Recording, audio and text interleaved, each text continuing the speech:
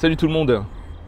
Alors aujourd'hui nous sommes le vendredi 28 mars 2025 et il est 9h40 du matin à Santa Monica et j'étais en train de prendre mon café et je me suis dit tiens je vais faire une petite vidéo. Je me sens bien et je me suis dit peut-être que je vais pouvoir avoir une connexion avec peut-être quelques personnes à l'autre bout de la terre. Je me disais ce matin, c'est marrant parce que c'est bizarre, j'ai l'impression que faire ces vidéos ça devient de plus en plus difficile. Je sais pas pourquoi, enfin j'ai une idée. Je me demande si en fait, plus on avance en faisant des vidéos, en se révélant, plus on accède à vraiment à des parts intimes de soi que l'on partage. C'est pour ça que je recommande à n'importe qui cet exercice d'une certaine manière de se révéler la manière dont on souhaite, mais peut-être que l'exercice YouTube est vachement intéressant, tout en même temps en gardant un peu de pudeur.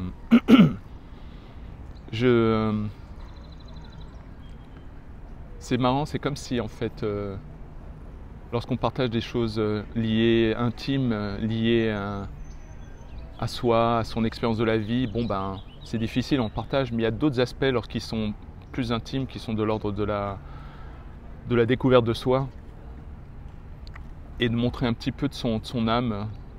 Et là, c'est presque... Ouais, ça devient difficile. C'est comme si... ce que je ressens, c'est que j'ai l'impression qu'accéder à ces plateaux d'authenticité, à chaque fois, j'ai l'impression qu'il y a un coût. Que le monde normal, en tout cas, où il y a quelque chose qui va se passer de négatif, je sais pas. C'est certainement lié aussi à mes traumas de l'enfance, où l'émancipation, l'individualisation était perçue comme dangereuse. C'est marrant, à chaque fois que certaines vidéos je commence à essayer de gratter plus loin, je me mets à tousser. Alors, d'ailleurs, dans ce côté partager des choses intimes et personnelles, ça me fait penser à ce monde qui désespère l'amour, la connexion et qui en même temps se refuse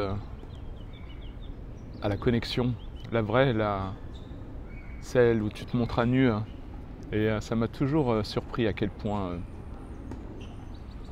même la manière dont les gens peuvent faire l'amour, à quel point d'une certaine manière dans cette société tout est montré de manière indiscriminée, sans aucune retenue. Bon, je ne vais pas utiliser le terme, mais bon, de manière grossière, alors que les personnes n'ont jamais été aussi seules ensemble. Tu peux avoir deux personnes qui font l'amour à nu, avec la lumière allumée, tout ça, et qui ne sont pas connectées, ne se connaissent pas, et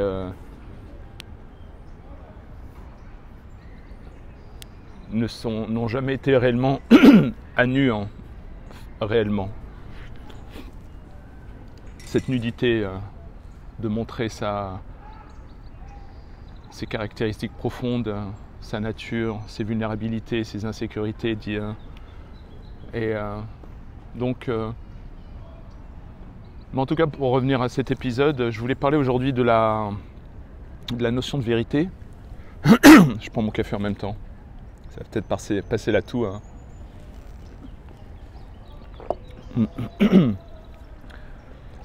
En tout cas, vous remarquerez qu'à chaque fois que je parle d'un sujet qui me tient à cœur, ça me fait quelque chose émotionnellement, donc je me mets à tousser. Donc si un jour vous me voyez tousser en parlant de quelque chose, ça sera un indicateur d'inconfort.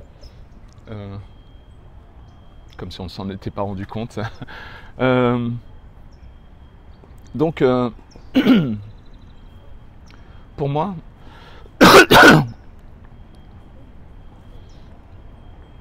pour moi, la vérité, celle que tout le monde pense savoir dans sa vie, n'existe pas. C'est une illusion. Bon, en tout cas, détrompez-vous, hein, moi je pense que la vérité existe, mais pour moi, la vérité, la vraie vérité, c'est la vérité cosmique, spirituelle, la vérité, l'amour et Dieu, c'est la même chose.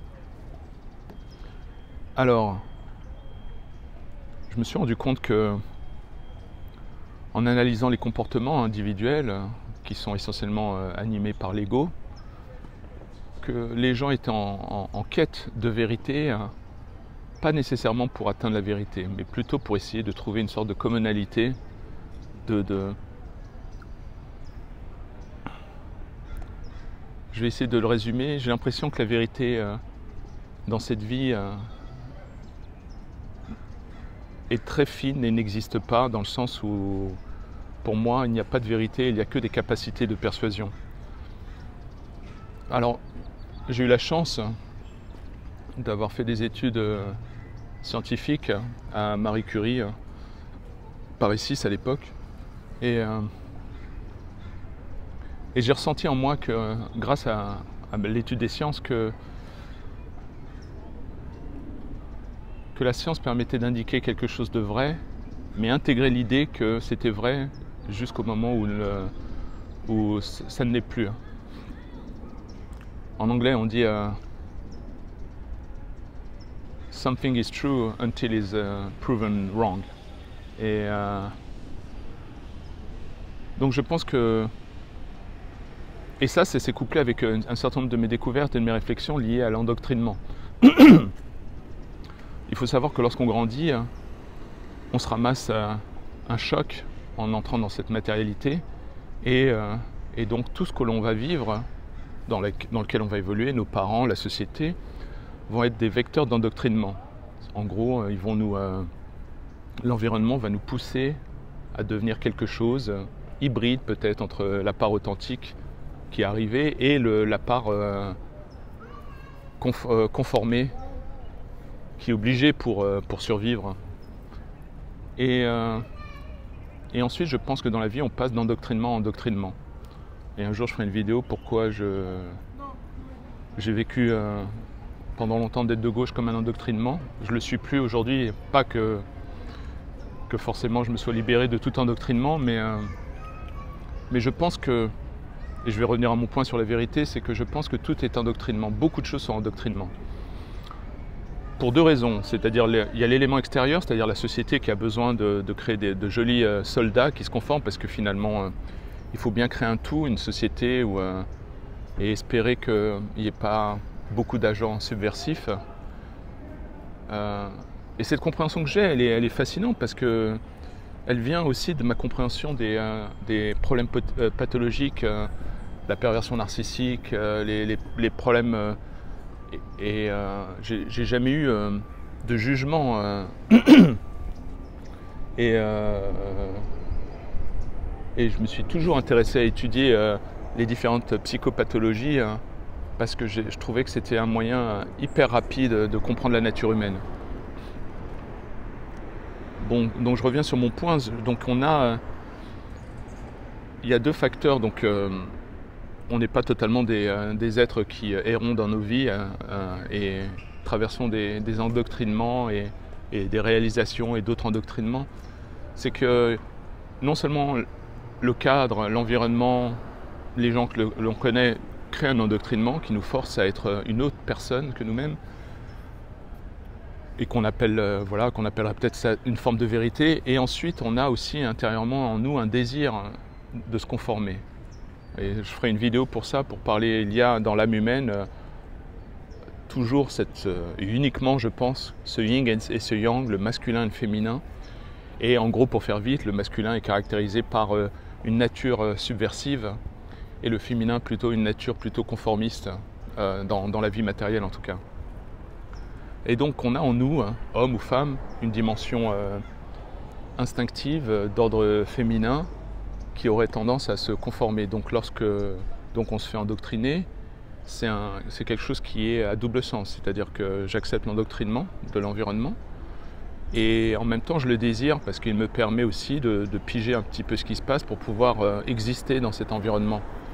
Donc c'est pas totalement, on n'est pas assujetti à l'endoctrinement.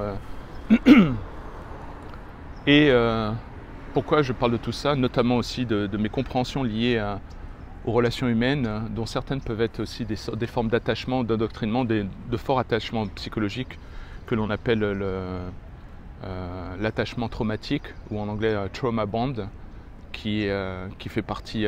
Donc tous ces endoctrinements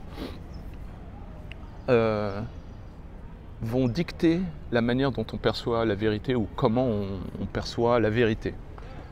Je sais que pas mal d'entre vous vont se dire ouais mais attends, la science existe quand même, regarde on arrive à envoyer des fusées et tout, et ben je vais y venir, mais donc il semble je me suis rendu compte petit à petit qu'en voyant les insécurités humaines, les fragilités, les désirs inconscients, qui sont des désirs profonds comme le désir de connexion, le désir d'amour, sont liés à je déteste les comment on appelle ça, les leaf blowers.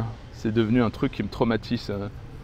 Tous les jours tu as un mec avec son aspirateur et qui pousse les feuilles et tu dis mais putain c'est quoi le projet de vie que tu as là, ça fait un bruit horrible et à la longue ça me saoule.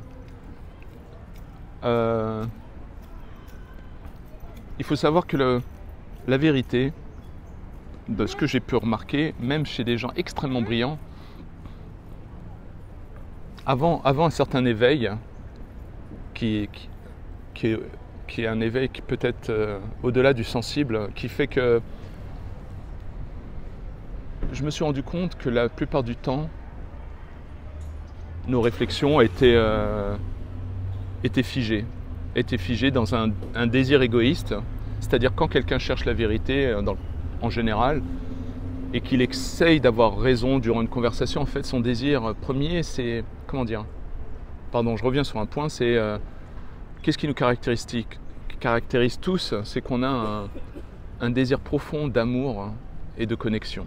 Tu peux rien y faire, c'est là, et c'est tellement puissant que lorsque c'est inconscient, ça conditionne nos comportements. Donc pourquoi, par exemple, lorsqu'on est en conversation, quelqu'un va être campé sur des certitudes. Et en plus, ça se trouve, ce qu'il dit est vrai concrètement. Il faut s'interroger sur l'intention. Lorsqu'on discute et qu'on papote et qu'on veut expliquer à son pote qu'il a tort et tout ça, c'est parce qu'au fond, il y a un désir profond en nous de croire qu'il y a une vérité universelle et qui est un reflet de notre désir de connecter à l'autre.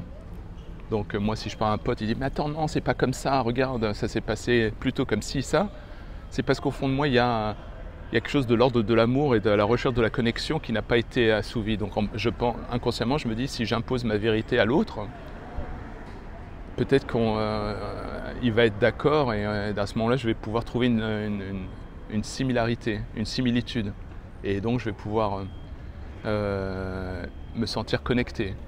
Et dans le monde que l'on a construit depuis les 50 années, on a créé une sorte de médiocrité émotionnelle, spirituelle, où en fait ça devient de plus en plus difficile d'assumer son amour. Tout est devenu transactionnel. Or, l'amour véritable qui est en nous, l'amour divin, l'amour cosmique, lorsqu'il n'est pas exprimé, lorsqu'il est réfréné parce qu'on a envie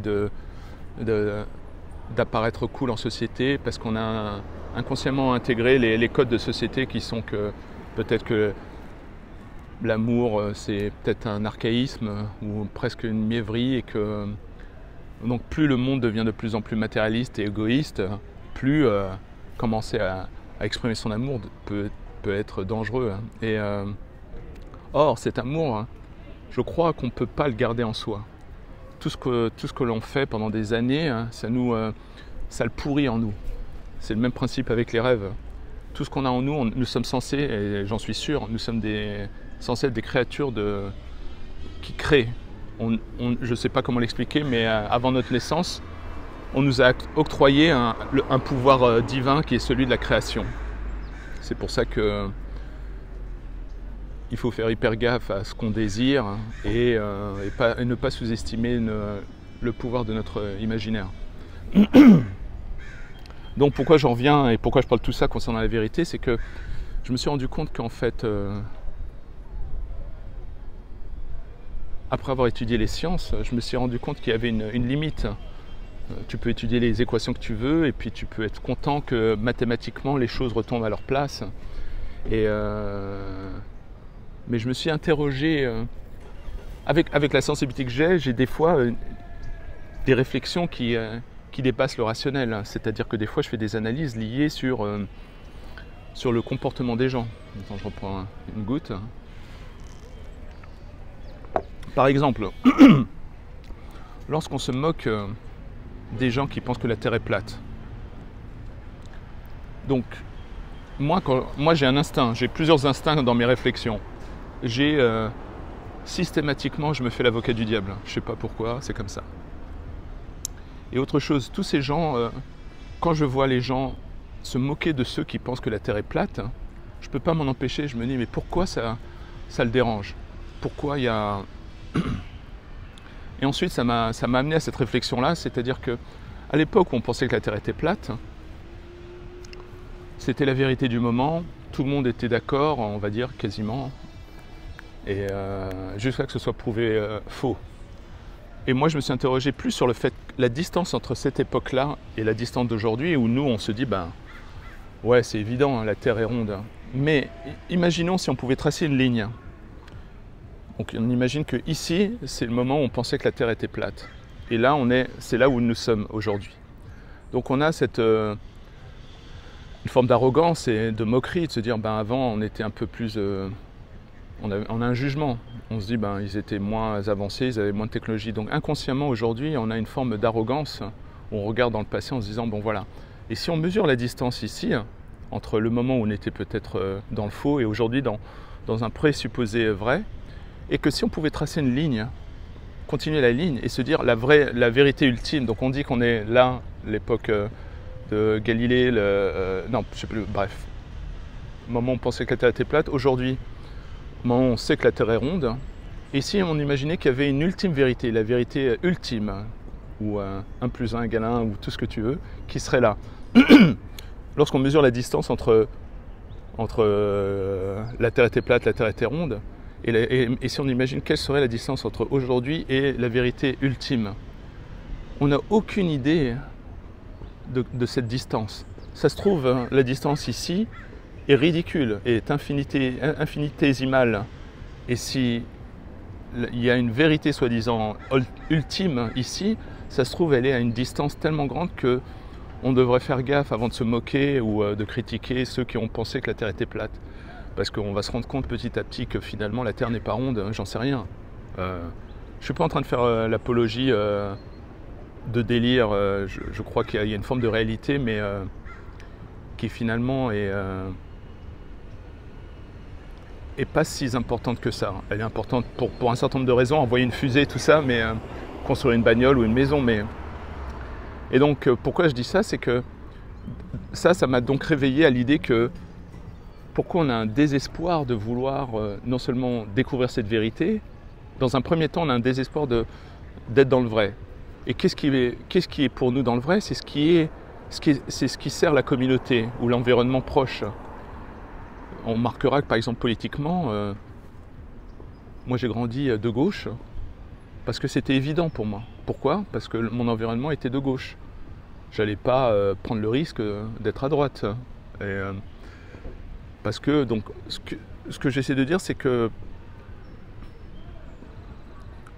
la vérité, la manière dont on le perçoit aujourd'hui, n'existe pas. Tout est affaire de persuasion. C'est-à-dire ton environnement peut être ultra persuasif et donc tu vas te dire, ok, ben, je rends les armes, je suis de gauche ou la terre est ronde, ce que tu veux. Et ce qui se passe, c'est qu'il y a un alignement entre ces découvertes scientifiques et le réel et la quête spirituelle, puisque quand à un moment donné... sauf si tu es religieux, et dans ce cas, tu acceptes tout ce qui est écrit. Et donc ce rapport à la vérité fait que, au lieu de... Donc moi, en ayant fait une fac de sciences, j'ai aiguisé mes armes pour avoir un minimum de conscience, de connaissance. C'est marrant que le lapsus que je dise conscience.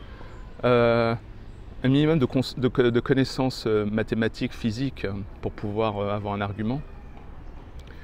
Et donc je me suis rendu compte petit à petit qu'en fait,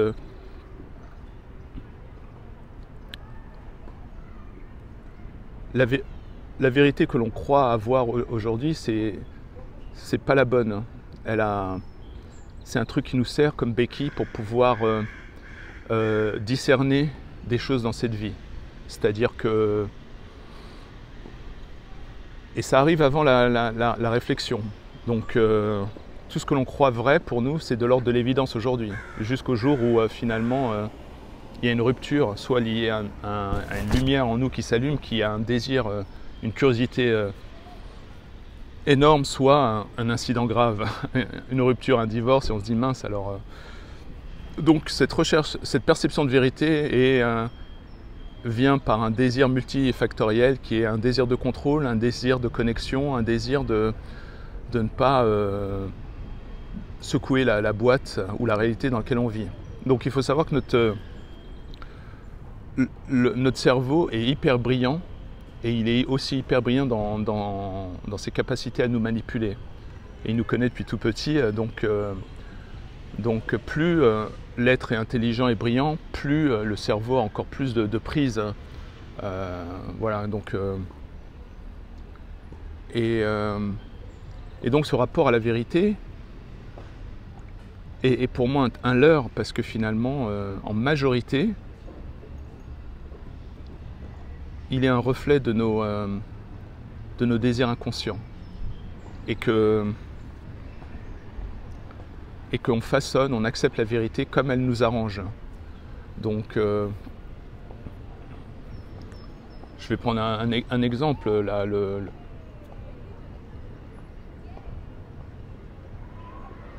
Là, l'inquiétude qu'une bonne partie des gens que je connais ou dans le monde vis-à-vis de Trump, c'est une expression d'une fausse vérité, et qui est plus un désir de connexion où ces gens-là veulent se retrouver dans cette perception. Pourquoi ? Parce que comme on a endoctriné pendant 50 ans et on a d'une certaine manière changé le visage du masculin, lorsqu'on voit Trump, on est choqué, parce qu'il ne correspond pas à ce qu'on croit, ce que devrait être un homme. On voit une brute,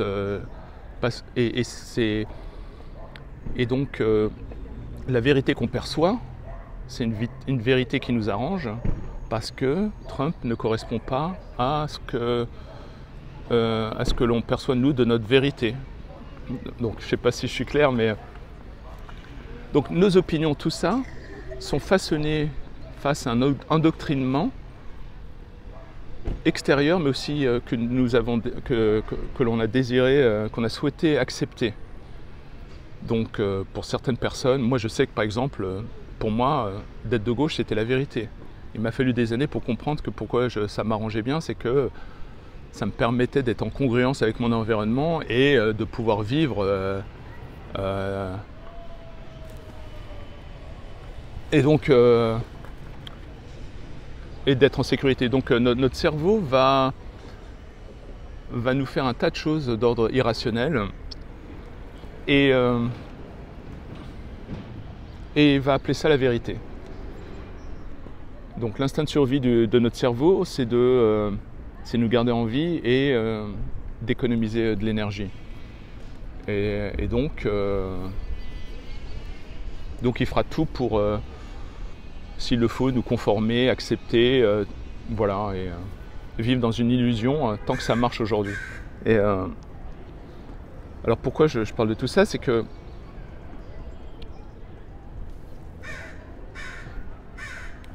quand j'étais de gauche, j'avais énormément de certitudes. J'étais un petit peu un bobo parisien, et donc l'endoctrinement que j'ai reçu a fait de moi, m'a forcé à utiliser mes capacités intellectuelles pour avoir une capacité rhétorique pour pouvoir expliquer que j'avais raison, et donc d'une certaine manière, de manière cachée, exprimer un mépris du peuple que l'on m'avait inculqué. Et donc Donc j'étais sûr que j'étais dans le camp de la vérité, sans me rendre compte qu'en fait, j'étais en train de créer ma vérité. Et ça peut aller très loin parce que on remarquera que, par exemple, c'est surtout dans les réseaux mainstream de gauche qu'il y a le côté utiliser la science, être dans le camp du vrai, tout ça, sans savoir vraiment ce que c'est la science, parce que la science ne dit pas qu'elle est dans le vrai. Tous les scientifiques savent que pour reproduire une expérience, il faut exactement les mêmes caractéristiques, on n'est pas sûr, et qu'on étudie la physique quantique, la science c'est tout sauf la vérité, c'est une perception temporaire des choses qui s'alignent. Il y a un désir de vérité, dans le meilleur des cas, et je trouve que le désir de vérité, pour moi qui est en ce moment dans le monde en général, c'est surtout un désir tyrannique de persuasion. C'est-à-dire, c'est presque une maladie mentale que je vois venir. C'est-à-dire que, imagine, dans ma vie, j'ai vécu un traumatisme avec un voisin qui a été violent avec moi. Après, je vais grandir en disant que tous les voisins sont ultra violents, par exemple. Donc ça va être une certitude. Donc quand je dis que dans ce monde, il n'y a pas de vérité, hein, la vérité existe, mais la vérité dont on parle au quotidien, à la télé, tout ça, c'est une fausse vérité. Ça fait partie d'un certain nombre de comportements inconscients, voire conscients, liés à la manipulation et à la persuasion. Et je me rappellerai toujours quand je vivais en France et que j'étais bien de gauche, donc vraiment, je suis désolé, je ferai une vidéo pour expliquer tout ça, j'espère ne pas trop heurter tous mes amis qui sont de gauche. J'étais dans la secte de gauche, donc pour moi c'était même pas la peine d'étudier la droite. Et j'étais tellement campé dans mes certitudes intellectuellement, et je pouvais en plus les argumenter, hein. Je pouvais te prouver par A plus B que j'avais raison, et si j'avais pas raison factuellement, je pouvais expliquer un principe moral supérieur je me suis rendu compte après coup que c'était mon désir soi-disant bienveillant d'amour pour l'autre, parce que je pensais être à gauche, était plutôt un désir égoïste d'avoir une forme de relevance et d'exister. Et lorsque j'ai commencé, quand je me suis retrouvé aux États-Unis et que donc j'étais encore bien bobo, bourgeois bohème parisien, Télérama et tout ça, je me rappelle une interview du responsable en communication de George Bush, sortant d'un hélicoptère, le côté bien républicain de droite, et on lui pose la question, ouais alors sur la vérité, tout ça, ou la réalité et tout, et je crois que c'est Karl Rove, et Karl Rove il dit, mais nous la réalité on la crée, on la façonne. Et sur le coup j'étais là en train de me marrer, voilà le délire des Américains. Et après plusieurs années de réflexion, ça va me saouler les chiens. Après pas mal d'années de travail et de choc, je me suis ramassé des baffes et tout, j'ai compris maintenant ce qu'il voulait dire. En gros, la vérité n'existe pas. Et tu fais ce que... C'est le parc aujourd'hui avec tout le monde avec ses chiens incapables de s'entendre. Je me dis, si les chiens n'arrivent pas à s'entendre, ça va pas le faire avec les humains. Et donc, ils ont décidé de tous se mettre en même temps. Et donc voilà, ce que j'ai compris, c'est qu'à la fin, tout est affaire de persuasion. Tu as tes convictions, tes vérités, et si tu as du talent, tu peux encore croire les rendre vrais en les rendant acceptable par d'autres. C'est pour ça que pendant longtemps, j'ai été fasciné par les capacités de persuasion de Barack Obama avant de me rendre compte qu'en fait, c'était mon désir d'avoir quelqu'un de classe qui apparaissait, qui était plus lié à mes... Pourquoi j'appréciais Barack Obama, pas pour ses qualités, en fait, pour être honnête, à la fin, c'était plus pour moi, pour essayer d'apparaître comme une belle personne vis-à-vis du monde, en me disant, voilà, j'ai choisi le bon gars, donc je suis un bon gars. Donc, je vais essayer de raccourcir cette vidéo, parce que entre les chiens, le bruit, c'est en train de me saouler. Donc, pourquoi je te dis ça? C'est-à-dire que... Et après, après, intellectuellement, je me suis dit, mais attends, il y a quand même une vérité scientifique. Lorsqu'on fait une étude, on a quand même des datas. Et là, tu te rends compte à quel point, à ce moment-là, voilà ce que je vais dire, c'est que je pense que 95% de toutes les études qu'on nous bassine sont tous fausses, sauf vraies. Elles sont en général liées à des statistiques, à une étude, mais quand tu... Donc, et en fait, plus tu es brillant intellectuellement, plus tu vas, plus tu vas accepter ce qu'on t'annonce dans les informations sous la forme d'études. Donc si on te dit, voilà, on a fait une étude sur 10 000 personnes, il semblerait A, B et C, c'est impossible, tu ne peux pas, pour plein de raisons. Parce que lorsque tu fais une étude statistique, tu viens avec des critères, d'une certaine manière. C'est comme si en fait... suivant les idéologies, les frustrations, les désirs, on crée notre réalité. C'est-à-dire lorsqu'on fait une étude, on fait une étude pour essayer de trouver quelque chose. Mais en général, l'étude est forcément biaisée à chaque fois. Parce qu'on vient déjà avec des critères, une attente. Et comme je vais raccourcir la vidéo, je pourrais en parler. Mais vous remarquerez que la plupart du temps, les chercheurs, lorsqu'ils découvrent quelque chose, en général, ils découvrent... C'est très rare par hasard. Mais c'est comme si en fait... les gens trouvaient ce qu'ils étaient déjà convaincus de trouver. Et après, ça connaîtra avec quelque chose d'ordre spirituel. C'est comme si en fait, les découvertes, les perceptions du réel existaient déjà, et c'était notre capacité de réception qui nous permettait d'accéder à des niveaux de perception ou de réalité. Donc, lorsqu'on fait une étude, parce que durant ces 10 dernières années, entre les différentes élections, il y a les mainstream médias nous ont balancé des études en disant voilà, il y a ça, alors qu'en fait, ça ne pouvait être que orienté. Tout est biaisé. Voilà. Ce que j'essaie de dire, c'est que nous sommes tous des êtres biaisés, avec un biais. Et que la manière dont on croit d'atteindre la vérité qui serait d'ordre scientifique, tâtonner, chercher des preuves, c'est une errance. C'est-à-dire que tu peux chercher dans l'infiniment petit ou dans l'infiniment grand, il y aura toujours quelque chose après.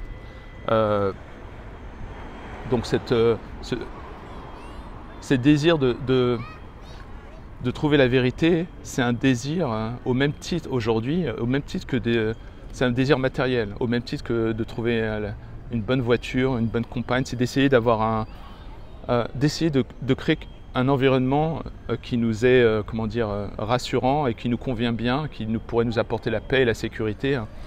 Et or, je pense que l'accès à la vérité, elle est déjà d'accéder à nos profondeurs. C'est un travail énorme. Je ne sais pas comment on peut l'appeler, peut-être une quête spirituelle. Mais la vérité, elle est en chacun d'entre nous. Hein. Mais on doit accepter de comprendre la nature humaine, de comprendre ce que veut dire être une âme, de comprendre qu'en fait, si la vérité n'existe pas, et la vérité existe, la seule vérité qui existe pour moi, c'est la vérité cosmique, spirituelle, c'est l'amour, la vérité, ou Dieu, ou peu importe comment on l'appelle, le Créateur. Et pour atteindre, c'est pas dans notre nature matérielle, notre cerveau rationnel où ça se passe. C'est plus lié à une élévation qui nous permettrait d'avoir une meilleure intention. C'est-à-dire et de découvrir des choses que le rationnel ne peut pas nous permettre, et où les mots ne peuvent pas le permettre. C'est-à-dire que peut-être il semblerait, de ce que je découvre, c'est qu'en fait, cette réalité-là, la vie que l'on vit, la division entre les gens serait une illusion en fait. Et que en fait, nous venons tous d'un monde où la division n'existe pas. Et lorsqu'on arrive dans cette vie, on ramène avec nous cette connexion qui nous précède et qu'il y a chez l'autre, on existe chez l'autre et inversement. Et bref, je ferai une autre vidéo pour parler de ça.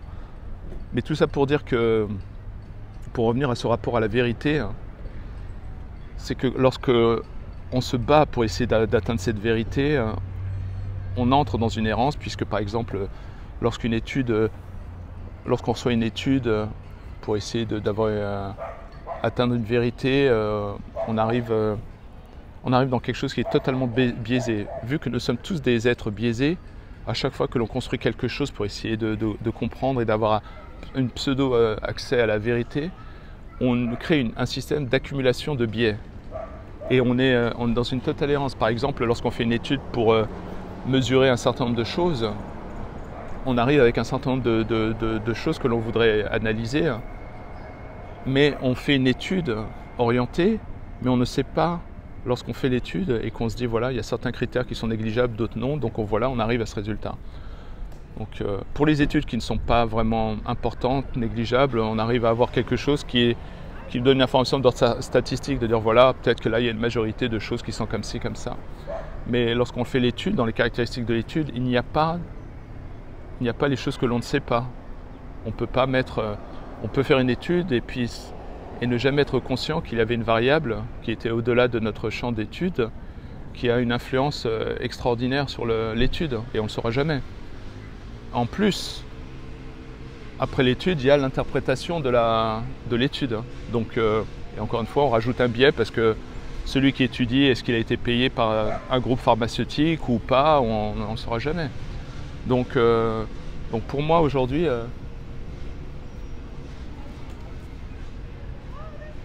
la vérité, c'est juste une capacité de persuasion qui est le reflet d'un désir de connexion et d'espérer trouver une forme de cohérence dans cette vie. Bon, je crois que je ne vais plus faire de vidéos dans ce parc, c'est le délire. Donc, bon, je vais essayer de conclure avec cette vidéo parce que je ne sais pas si j'étais clair. Quand je fais mes vidéos, c'est vraiment un reflet de mon esprit en étoile. Et par exemple, je ferai une vidéo pour expliquer aussi l'aspect scientifique parce qu'on a l'impression quand même de trouver des choses qui me fonctionnent. Les maths, la physique, ça a l'air de fonctionner. Et donc, pour finir, pendant longtemps, les scientifiques ont cru que... Ah putain, c'est pas possible, quoi.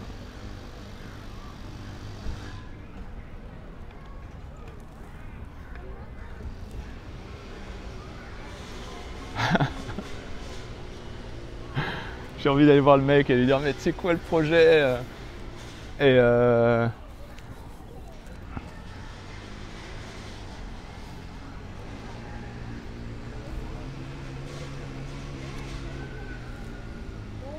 Alors je vais finir la vidéo. Donc pendant longtemps, et moi aussi j'ai cru que quand on est dans un monde, je connais plus le terme, mais scientifique où tout est science, on a l'impression que nos pensées, nos émotions, sont toutes le résultat d'une sorte de chimie dans notre cerveau. Et le mec il a de la batterie pour toute la journée.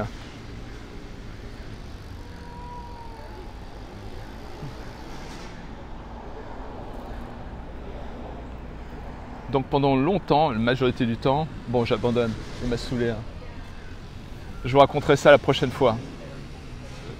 Je vous remercie avec tout mon amour, à très vite, salut.